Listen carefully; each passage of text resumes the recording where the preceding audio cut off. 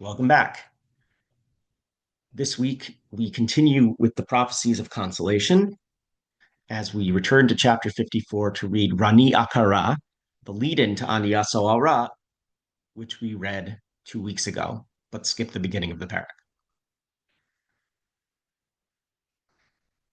Let's begin by looking at a summary. As you can tell, this is a shorter Haftarah and will be a shorter treatment. The prophecy opens with an exhortation to a personified Sion to rejoice. The children of the wife forlorn shall outnumber those of the espoused. There will be an expansion of Zion's population, in other words. We've seen this before. There won't even be enough space for the people who will overrun the streets of Zion. That's how many people will return. A glorious transformation will replace the shame of widowhood, as the Holy One of Israel will again espouse the city and replace anger with kindness forever. This is followed by a vow from Hashem that he will never be angry with Israel again. And this is tied to the original major oath that God gives to humanity when he swears to never destroy the world after the flood in the days of Noah. As much as the people trust in that promise, they should trust in this promise of divine chesed. Let's read the psukim. Roni akara lo yalada, pitzchi rina v'tzahali lo chala, ki rabim b'nei shomema mib'nei v'ula amar Hashem. Harchivi mekom a'alech, v'riot mishkanotayich yatu al tachsochi, ha'arichi metarayich v'tedotayich chazeki. Ki yaminu smol tifrotzi v'zar'ech goyim yirash, v'arim nishamot yoshivu. Al tir'i ki lo tevoshi, va'al tikol mi ki lo tachpiri, ki voshet alumayich tishkachi, v'cherpat al menutayich lo tizkiri od. Ki vo alayich, osayich, Hashem tzvaot shemo, v'goalech kadosh Yisrael elokei chol haaretz yikarei. Ki cheisha azuva va'atzuvas ruach, kra'ach Hashem, ve'eshet neurim ki tima'es amar elokayich, berega katon azavtich uvrachamim gedolim akabetzech. B'shetzef ketzef histarti vonai rega mimech, ubechesed olam richamtich amar goalech Hashem. Ki mei Noach zot li asher nishbati me avor mei Noach od al haaretz, ke nishbati mikitzof alayach umigar bach. Ki haharim yamushu v'hagavaos timutena, v'chasdi me itech lo yamush, v'rich shlomi lo tamut, amar merachamech Hashem. Shout, enjoy, you who have borne no child and been barren, who have never been in labor and have been apparently forsaken. In the end, you are not forsaken, and your children will be of incredible numbers. Enlarge the site of your tent, extend the size of your dwelling, lengthen the ropes. You will spread out in every direction. Your offspring shall dispossess nations and shall people the desolate towns. Fear not, don't be ashamed, do not cringe. Forget the reproach of your youth. Don't think of the shame. Hashem, who made you, will make you espoused again. This is a term of remembrance in the relationship. You can have the forlorn or forsaken wife, or you can have the remembered and restored, redeemed, re-espoused wife. The Lord has called you back as a wife forlorn and forsaken. Can I really cast off my wife from before, says Hashem? I forsook you only for a little while, but with vast love I will bring you back. In slight anger, for a moment I hid my face from you, but with everlasting chesed I will take you back. This to me is like the waters, we'll see another reading, of Noach, as I swore that the waters of Noach nevermore would flood the earth, so I swear that I will not be so angry with you or rebuke you again. For the mountains may move and the hills be shaken, but my loyalty shall never move for you, nor my covenant of friendship be shaken, said Hashem, who takes you back in love. Ki may, Noach is Kaf Yud space Mem Yud. This is like the waters of Noach, but this may be affected by the next line. And so we should note that other versions have Kimei, Kaf Yud Mem Yud, no space. This is like the days of Noach, as I swore about the waters of Noach. Doesn't make a tremendous difference, but it's another interesting thing to be aware of in the textual history of the work. Briefly note, by the way, as well, that in verse 3, this is not talking about conquering new land, dispossessing nations, spreading out the borders of Israel. This is talking about dispossessing, repossessing the land that had been moved into by foreigners who had come to settle the desolate cities from which the Israelites had been exiled. Let's go to the Jewish Study Bible Commentary. Due to the exile, Zion seemed empty and in ruins. So the prophet assures Zion not only will she have a tent to live in, she will need to enlarge it to accommodate her abundant offspring. We saw this already in Vatomer Zion, the theme of Zion abundantly repopulated in Perek Memtet. This is also a parallel passage to a section in Yirmiyahu Yud, where the people who are about to be exiled lament the destruction of their tent, so to speak, the Mikdash, the city, all of the structures that are characteristic of their society. Following on this, Hashem then addresses Zion directly and says, I have not divorced you. I had a brief anger. There was a temporary separation, but the reconciliation that is now happening will last forever. Then we move from a marital metaphor to the direct relation of God to his creation with a simile based on the story of Noah. First, the metaphor of the bride and groom implies that the covenant between Hashem and Israel is one of mutual obligation, but the allusion to Noah recalls the notion of a covenant of grace, where Hashem unilaterally grants human beings leeway and a lengthening of anger. This prophet in this section of Yeshaya often moves back and forth between portrayals of Israel as God's spouse and God's child, which obviously we see in other portions of Nevi'im as well, which would obviously lead to the use of both these covenant models. From one verse to the next, you could switch back and forth and it would be just fine.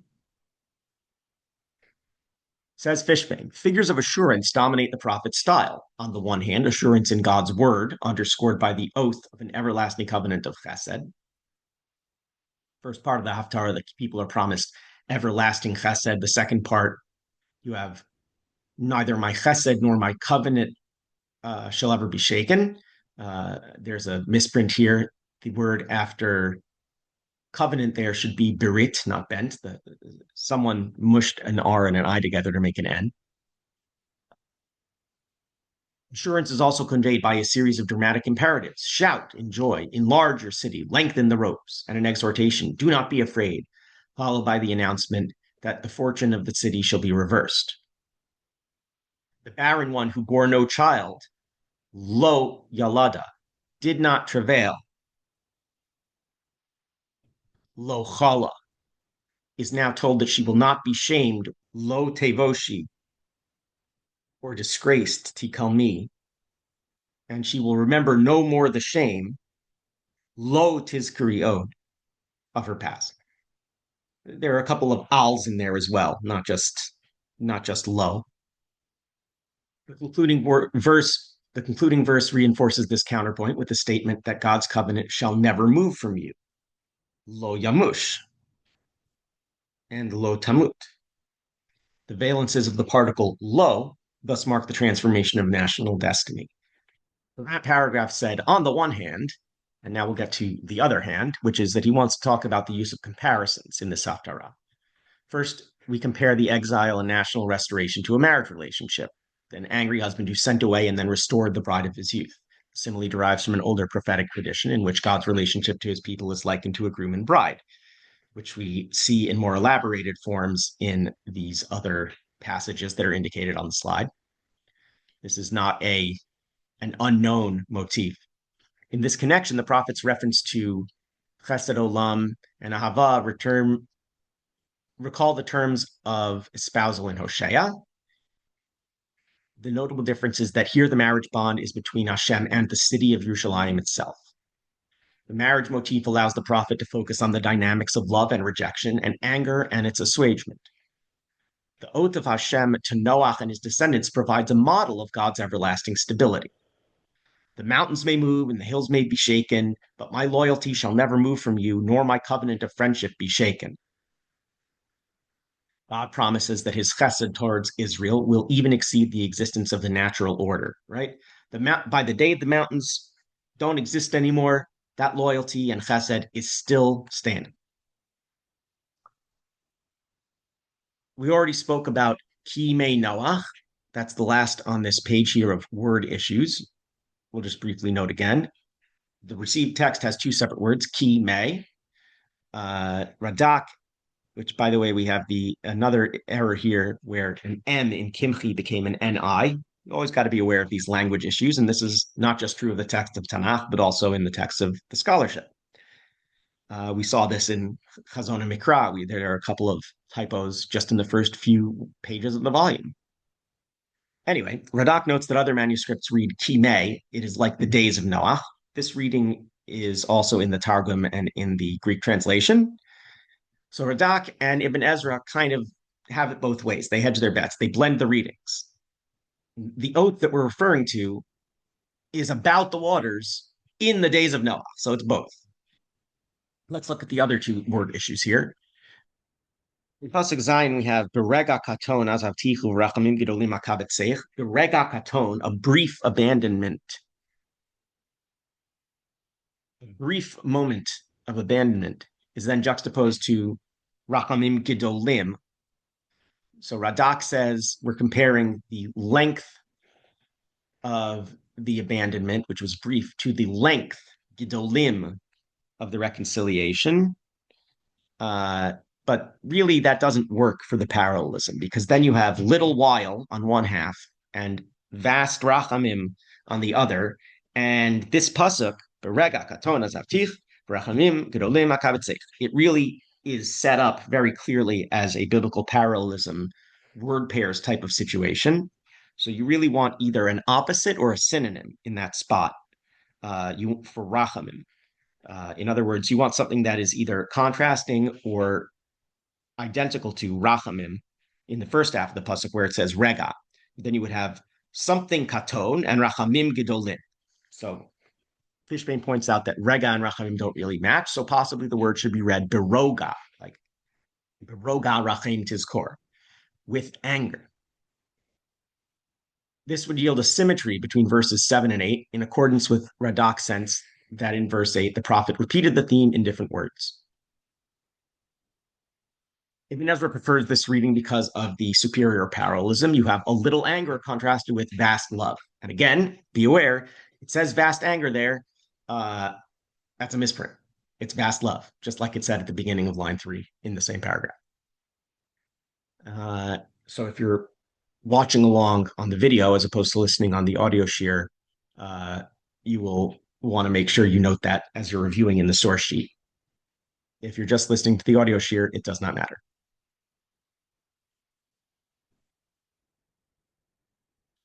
Of course, it's possible that we have rega here instead of roga because it's been accidentally influenced by the next pasuks. B'shetzef ketzef histarti panai rega mimech, u'v'chesed olam richamtich. Now, let's take a look at the note that Fishbane makes on pasuk chet, because there are a couple of corrections we need to make to it. He notes b'shetzef ketzef is difficult. He says the word ketzef is unknown and interpreted by context. That should say shetzef is unknown. Slight anger follows the Targum. He then says Rashi brings Menachem ben Chelbo's interpretation that it means anger. It's not Menachem ben Chelbo, it's Menachem ben Saruk. And the rendering of Dunash ben Labrat, a little bit of wrath, right? I'll read you the English that Safari has for this Rashi. Hebrew shetzef, Menachem interprets this as with kindling of wrath, and Dunash states with a little wrath, paralleling for a small moment have I forsaken you, and this is what the Targum means. However, this is probably not what shetzef means. If you go to the best available biblical dictionary, which is Hebrew and Aramaic Lexicon of the Old Testament, otherwise known as Kohler and Baumgartner, which is available on BDB, which is on Al HaTorah. If you look at Shin Tzadi Pei, it is interpreted along the lines of Shin Tet Pei or Shin Samach Pei. And while he brings the idea of raging anger or mild anger, the authors of Kohler Baumgartner, they believe that the word means flowing or streaming or flooding. So in a flood of anger, which would speak to a brief moment, but not a brief moment like just for a second, but rather all of a sudden, it happened in a flash. This overwhelming anger, I forgot you for a rega, right? Because the full pasuk is Bishetzef ketzef histarti fanai rega mimech. Rega means for a moment. So we already have for a moment, I hid my face from you. So what is Bishetzef ketzef? It's not in slight anger or in a kindling of anger. It's with a sudden outflow of anger, a sudden flood of anger, which really works well with the fact that the next pasuk is talking about the floodwaters of Noah. So it is for this reason that I prefer to read Shetzef not the way that Rashi brings and not the way that Fishbane indicates here. To wrap up this short installment of our series, the promise of Tzion's renewal in the preceding week is now dramatically re-emphasized. God's word of hope counterpoints the lament of decimation, solitude, and destruction in the beginning of Megillat Eicha. In particular, Tzion, who became like an almanah, will overcome the shame of her widowhood, almanutayich. The theological assertion of the ancient elegist that Hashem does not reject forever, but first afflicts, then pardons, viricham kirov chasadav, in his abundant kindness, which occurs in the center chapter of Eicha, is now assured by the divine statement that though Hashem forsook the people for a little while, now with kindness everlasting, he will take them back in love, richamtich.